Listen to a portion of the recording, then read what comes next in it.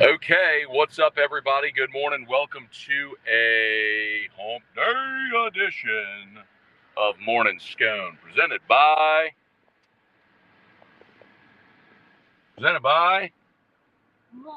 Brock, the Baton Rouge Orthopedic Clinic, and Parrish Construction and Roofing. I think she's letting me go. Thank you very much. Late start here today on Morning Scone. Apologies for that. Just a bit of a whirlwind morning where we had a lot going on, so I had to take care of a lot of stuff at home. So I figured, hey, look, let me just do Morning Scone in transit today on the way bringing Drew. Some of y'all going, Scone, I thought today might be the day you didn't do Morning Scone. Please. As if there would be a day we didn't do Morning Scone. Wendell Norman, what's good? Brian Wynn, Jerry G, Taylor Hudson. Hi, Drew. Bill Caffey, what's up, man? Good morning.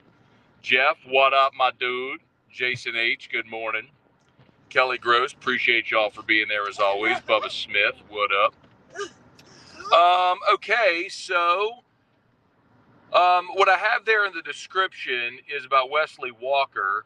We did talk about this a bit on AFR on Tuesday, and it's on LSU Daily today if you're interested in checking that out.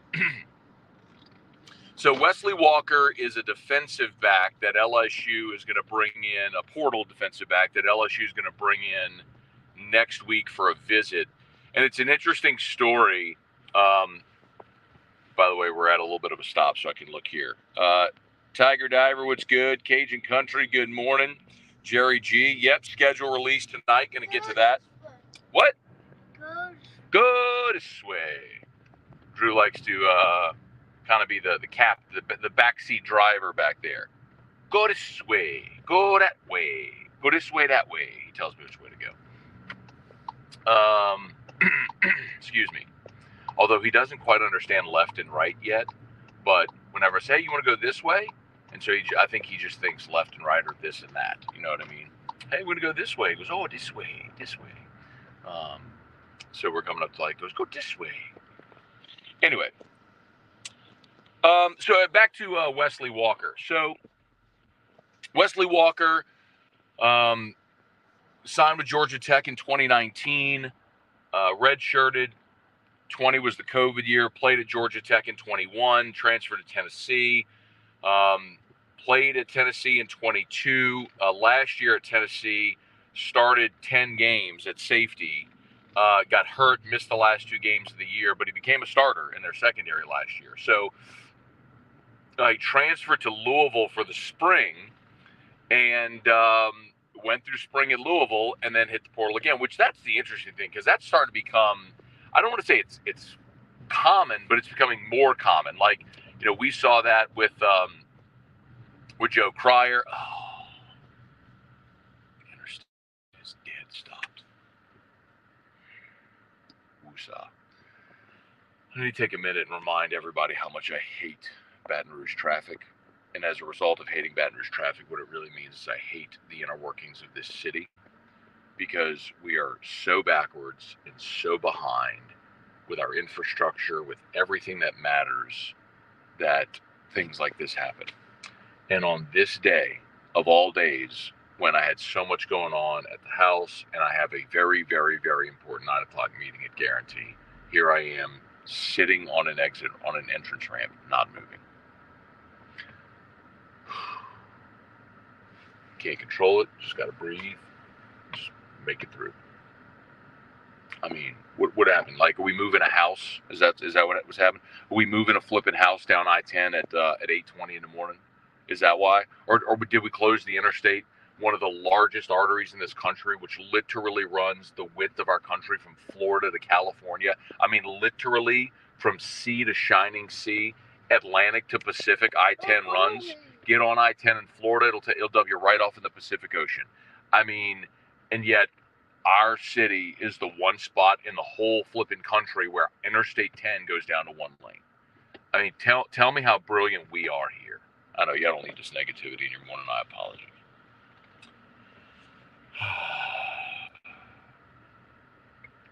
Woosah.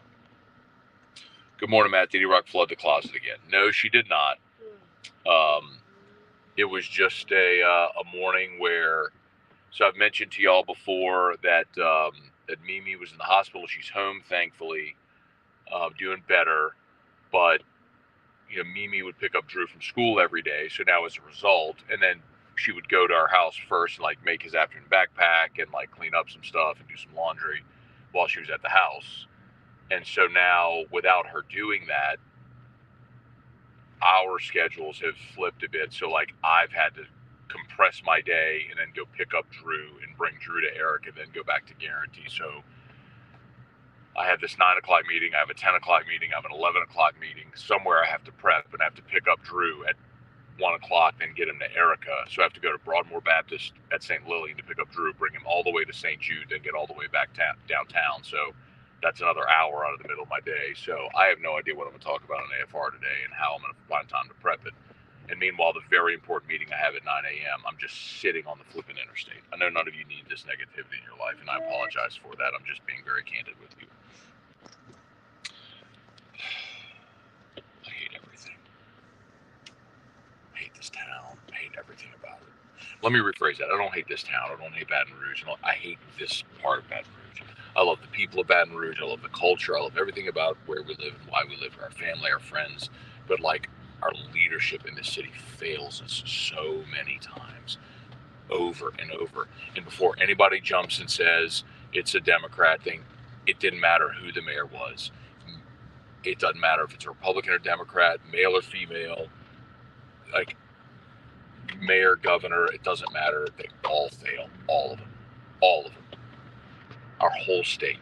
Our roads suck. Our schools suck. Everything about this state. Like everything that our government is, that they take our tax money and spend our money on things about this place, and it's crime, everything. Like they fail us. Our leadership fails us over and over and over again. But we choose to live here because we love it. We love the people. We love the culture. We love where we live. But the people responsible for making our schools good, our roads safe, our roads quality, our homes and streets safe, they fail over and over again. Whatever. I know none of you needed that in your life this morning, and I do apologize. You came here for sports, and that's what I do. So I'll get back to sports. It's very frustrating. 8:20 on a Wednesday morning when usually there's no traffic. We zip right through. My bet is we're moving a house. We're either moving a house or we're down to one lane. We're doing construction at 8:20 in the morning.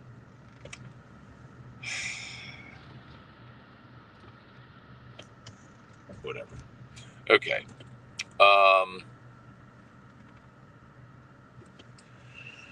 All right. Back to the story that we were talking about to start today. My apologies for that. Okay, so Wesley Walker, that's where we were. Sorry, that was a total vent on my part because I'm going to miss this very, very, very important meeting at 9 o'clock. Like, Drew's going to be late for school. I'm going to be late for this meeting, and it's going to be a mess, and all because of this. Okay, Wesley Walker, as if any of you actually care. Defensive back, 3 years at Georgia Tech, last 2 years at Tennessee, went to Louisville in the spring. The interesting thing that before I started ranting I was talking about is what's becoming more commonplace are guys that transfer somewhere, go through spring football, and then leave after spring. Joe Cryer was an early enrollee at LSU, who now is head of the Southern Miss. I think we all remember the Caden Proctor, the big offensive lineman from Alabama, who transferred to Iowa, went through spring at Iowa, now it's Alabama. Here's another example. And there's plenty of them, and I see them every day because when we do around the SEC, I have to talk about these. But in any event, Wesley Walker is interesting because I would say there's two different sides of this coin. Number one, LSU's defense, of course, was atrocious last year, so you have an opportunity to add someone with starting experience in the SEC. Why wouldn't you do it? So from that standpoint, sure. I mean, I had 53 tackles a year ago. a couple forced fumbles, sacks, sort of thing. So, and mostly he's a going to his 6th year, and he's been a starter in the Power 5. So, and in the SEC. So that's you check that box. I guess the other side of it is I look and I go, the one spot on LSU's defense where I really don't think they need any more bodies is safety. You brought in Jordan Gilbert, who's, again, SEC starting experience. You've kicked Sage Ryan back to safety, which is his more natural position, instead of playing nickel and boundary corner, which he's been playing so far in his career.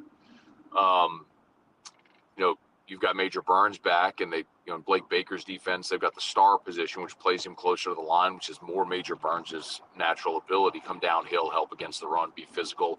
Like where he's a liability is in coverage. So, then after that, you've got some really talented young guys. Kylan Jackson is someone they're very high on from Zachary. Deshaun McBride is the freshman safety from Denham, who some of the services had him as a 5-star, and he was taking some reps, rotating with the ones in spring. It looks really good and probably keep getting better and better as freshman season goes along. I guess I just look and I go, I don't think you need a safety. You don't need a safety. You want to add one, okay. But I think the other part of it that's sort of why it sparks this conversation is because of Brian Kelly at the end of spring saying, we would only be in the market for a defensive tackle. And so it wasn't like that was at the beginning of spring, and then you go through spring and realize, man, you're not that good at safety. This was the end of spring. It was like his last press conference before the spring game. And Wilson Alexander asked him the question, do you think you'd be in the portal for anything other than defensive tackle? And he said, I don't see why we would. Well, what changed? It's one thing if you had like a transcendent player hit the portal, like Caleb Downs from Alabama, freshman All-America, he hits the portal, he goes to Ohio State. Well, like if that guy's in the portal and you have a chance to get him, of course, he's better than any option you have at that position. He's a better option than any option anybody has at that position. But I don't know. You want to take the guy, just add another, some more experienced depth, okay. By the way, we're moving now, and I have no idea why. Haven't passed a wreck, haven't passed a moving house, haven't passed anything that would have caused that slowdown. Yet there we were, just stopped for 10 minutes for no apparent reason because Baton Rouge. Anyway,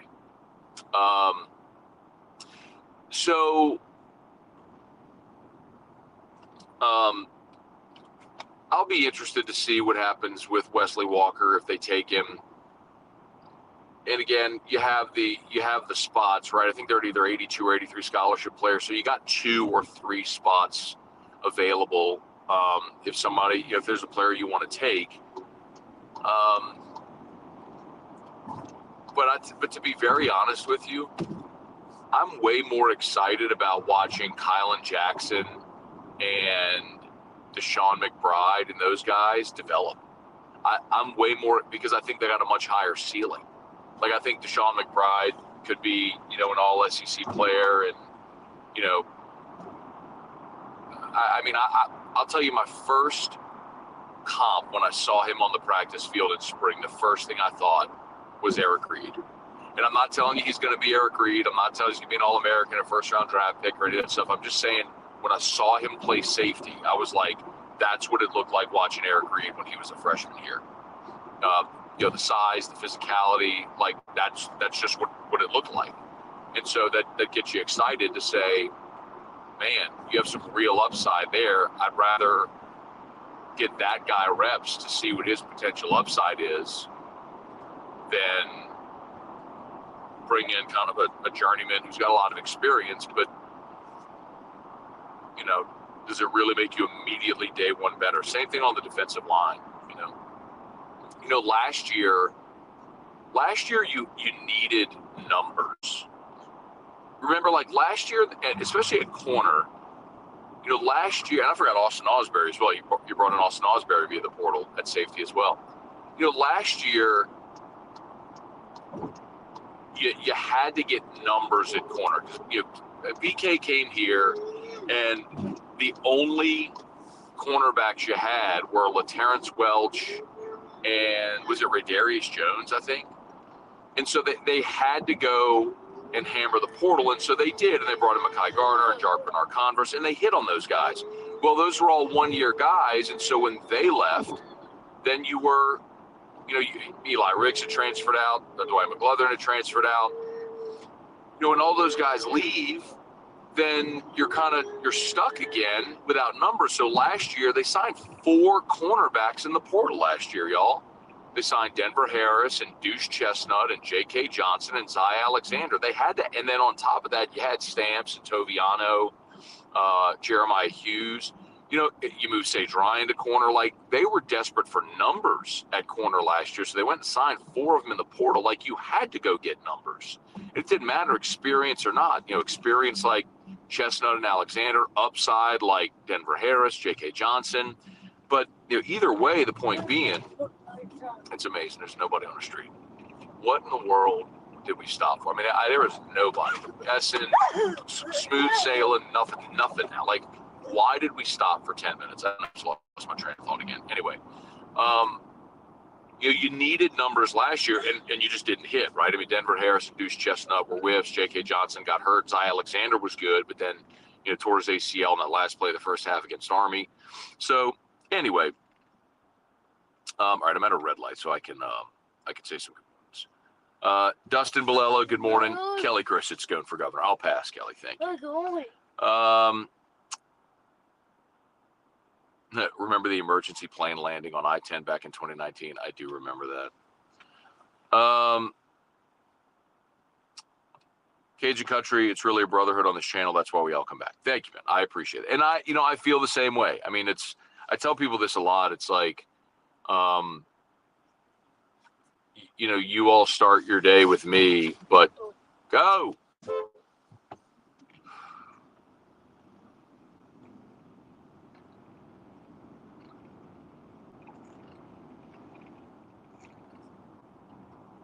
I'm holding my phone doing a live stream, and I'm paying attention to the lights more than this guy is paying attention to the lights.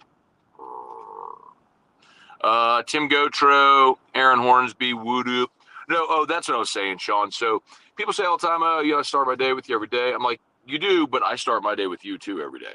So all of you are just as much a part of my day as I am of yours in your morning. So, and of course, y'all got to see Drew. You want to say hi, bud? You want to say hi, Dad Show? Hi, Dad. Where are we going? To New St. Louis. This guy in his gigantic Super Duty truck that's lifted way too high and is swerving all over the road. Like, get your head out of your behind and drive. Blowing black smoke everywhere. Now he's speeding off. Go run him off the road. Eric hates riding with me. Shoot, because I get so angry. But I do. I'm an Enneagram 8. Default to anger. Always. Can't help it. Just innately in me. I try to control it now that I'm aware of it, but I don't always succeed. And like Aaliyah said, if at first you don't succeed, dust yourself off and try again. Dust yourself off and try again. Try again. If at first you don't succeed, you can dust it off and try again. Dust yourself off and try again. Bet y'all didn't know y'all were going to get Aaliyah this morning, did you? Yeah. All right. So, Wesley Walker visit to LSU next week. The search for a transfer portal defensive lineman for LSU continues. Also, a big shout out to Jerry, who just mentioned this a bit ago. NFL schedule release is tonight. But as we all know, there's always leaks. The schedule always leaks before the full-on TV show. So I'm sure throughout the course of the day today we'll get leaks and indicators of what's going to happen and how it'll look and all that sort of stuff. So I'm interested. I think, I'm really torn with this Saints team because you all know how I feel, right? I don't feel like they're winning anything of significance with Dennis Allen or Derek Carr. You have a, as I've said with Carr, you have a higher floor but a lower ceiling. Like with Derek Carr as your quarterback, you're not going 3-14. But I also don't think you're ever going 14-3. I don't think you're ever winning a Super Bowl with Derek Carr, ever. I don't think you're even competing to get to a Super Bowl with Derek Carr. So it's a little conflicting for me this year because while we've talked about you are financially committed to Derek Carr for this year and next, you've got this opportunity because the Saints and the Falcons have the easiest strength of schedule in the NFL for this year. If you go look at opponents' win-loss record from a year ago, the Saints and the Falcons are tied for the easiest schedule in 2024. So you have this really manageable schedule that's probably going to allow you to artificially feel confident, but even against this, the easiest schedule in the NFL, even against the easiest schedule in the NFL, Vegas has the Saints win total over under 7.5. So like that kind of tells you, even with healthy Derek Carr, even against the easiest schedule in the NFL, we still don't think you're above 500. So, even if they outperform that and get to 8 or 9 wins, are you just artificially instilling confidence because you've managed to get to 8 or 9 against an easy schedule? Maybe, probably.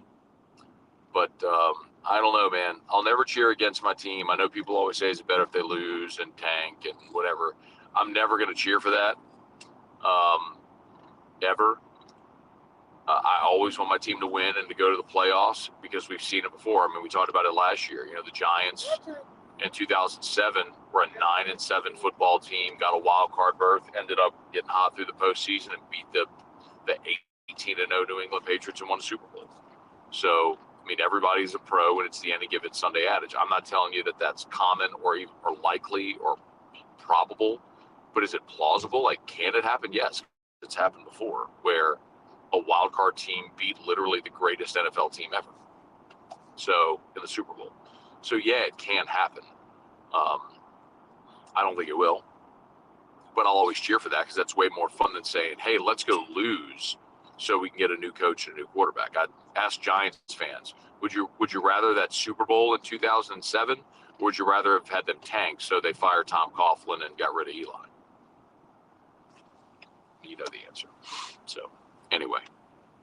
All right, y'all, do me a favor. If you're on YouTube, smash that like button, subscribe up to the channel. Facebook, like the Matt Moscona page, share the post. As always, brought to you by Brock, the Baton Rouge Orthopedic Clinic. If you need an orthopedist, they're the best. Hi, Drew. That was sweet. They're the best. Locations all over the greater Baton Rouge area. Daddy's picking you up today. And then where's Daddy bringing you? To St. Jude. To see who? Mommy. Yes. Good job. brortho.com, brortho.com. Of course, I mean, Brock's, everybody in my family's been a Brock. Drew's been a Brock to see Brad Collada. Of course, Chip Bankston did my knee surgery. I've been a Brock too many times. My mom's gone to Brock, Anyway, Dad, we've all gone to Brock. Anyway, they're the best. You need an orthopedist, go to Brock. And of course, Parrish Construction and Roofing. There it is right there. Parrishbuilt.com, parrishbuilt.com. Awful weather here in the area a couple of nights ago. If you had bad weather at your house, we'd love to give you that free, no obligation roofing inspection. I know I've asked y'all this, the loyal morning Sconers. Do me a solid. Please go like the Parish Facebook, Instagram, friend us or follow us. And if you know anybody, what, buddy? If you know anybody that had or might have roof damage, let them know. Give us a shout. I mean, we are the same people. Terrio, Tilly, Joe, all of us. It's our same crews. Like literally, the guys ripping off the roof and building it. It's the same crews. Everything. We just all went and started a new company. So anyway, okay. I got to go. We're at St. Lillian. Y'all have an awesome day. Be blessed. I'm going to take a deep breath and have an awesome one. We'll see you for AFR 3P.